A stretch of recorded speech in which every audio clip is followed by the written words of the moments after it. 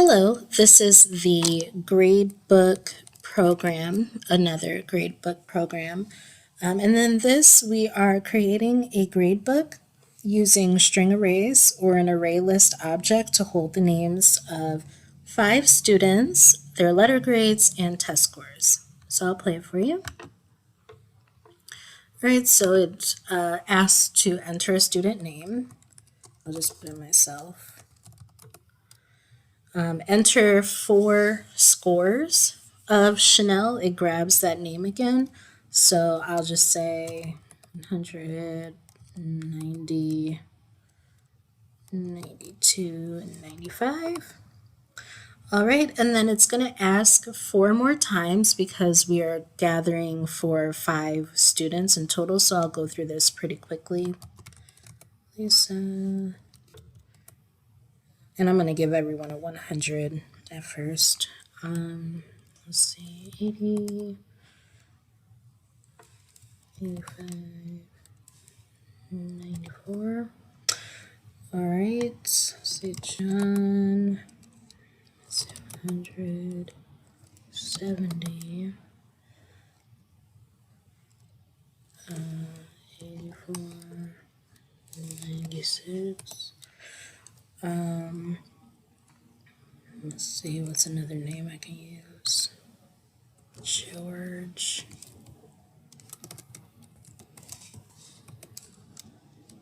100. 60.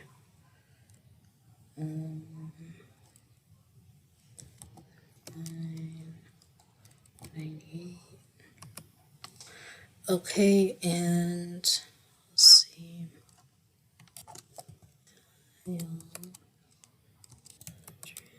100, 0, 100.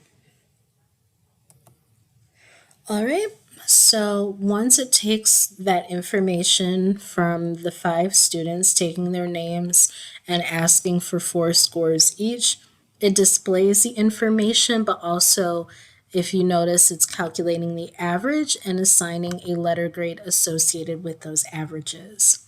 All right, so let me show you the code associated with it. So we have 2 classes. The main class, I just called it the grade book, and we have another class called students. So I'm going to actually start on the students class. Okay, because this is going to be the class where we're going to pass this information. Well, actually, they're both kind of passing information in between each other. So we have our privates up here. If you notice, these are arrays. And this is basically 5 for the 5 students and 4 for their 4 scores each that we'll calculate for. This method, we are basically taking that information, if you notice. Then if you go down to the second method, this is taking the name of that student that we entered. And this method here is where we are calculating that information. So just taking those assigned variables and calculating that so we can display it at the end. And then this method is basically using some logic, if and else if, and then assigning letter grades to them. Okay, if you notice, we're comparing using the and up here. All right, now in the main class, going down here is where we're kind of comparing that information so that we can display it to the user. So this is kind of the same thing I was talking about. It's taking the 5 names of those students and taking the 4 scores of each of those students. The other class, we already saw it calculated out, but this is where it's taking that user input, enter for a student name. The keyboard is recording that information under the names variable that we're holding into an array. And then it's doing the same exact thing for those scores. And then down here, it is iterating over those scores for each time to make sure that it's only asking for four scores here. So if less than four, it'll keep asking until it's done asking for that particular person. Okay, this is where it's storing it. And then this is validating the input. So one of the requirements of this programming challenge was, if I read in the book here, to not accept test scores less than 0 or greater than 100. And I actually wrote a note here for myself here explaining that too. So while it's less than 0 or greater than 100, it would display this message here. I didn't show that previously because I just wanted to calculate out the scores, but if I did do that, it would say to please re-enter. And then this is just skipping that extra line so that the program can read it properly and still record the information. Then here, I'm basically just creating a student's object and sending it in an array. And here, I'm basically just displaying the layout. So at the end where you saw the 5 students' names, their averages, and their test scores, these are basically just the titles, the name, average, and grade.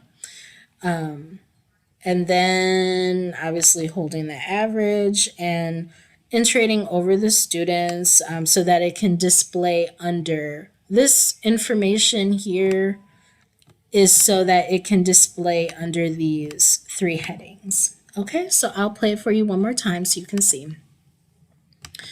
And this is the difficult part because I'm kind of like just typing this out without really talking, so I'll just say my name, and I'm just going to do it kind of easy.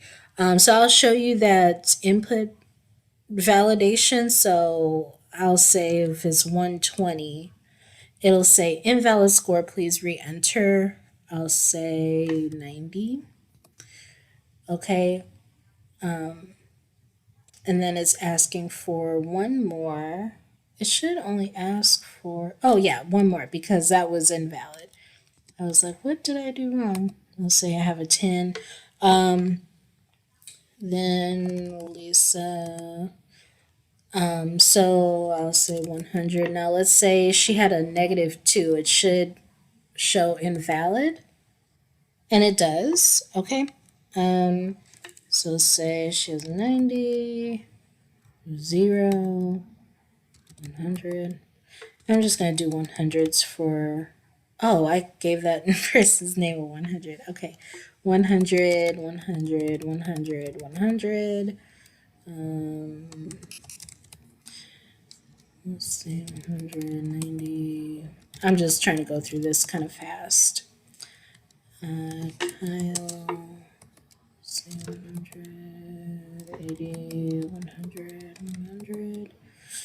Okay, so then you see it up here and it just displays those 3 titles, name, average, grade, and then it also displays the names of those people. This has a 100 because up above where I showed before, I accidentally entered a 100 for this student's name. When it says enter student name, I put a 100 because I was trying to go too fast. But that is this programming challenge. It's out of the book. It is out of chapter 7, number 8, I believe. Let me go back to the assignment. Yeah, number 8. Great book. And if you have any questions, feel free to let me know. But I hope you have a great day.